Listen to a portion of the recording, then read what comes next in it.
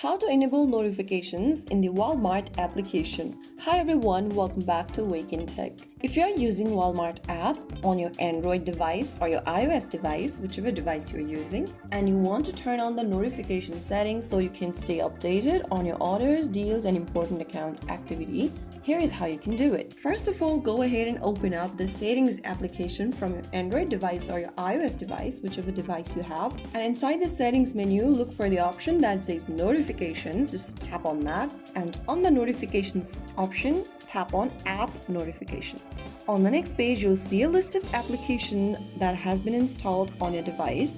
Go ahead and select Walmart from the list. You'll see the Walmart app. Just go ahead and tap on the Walmart application and toggle on the switch right next to show notifications. So now from here, you can go ahead and turn off the alerts that you don't want or turn on the alerts that you want from this menu.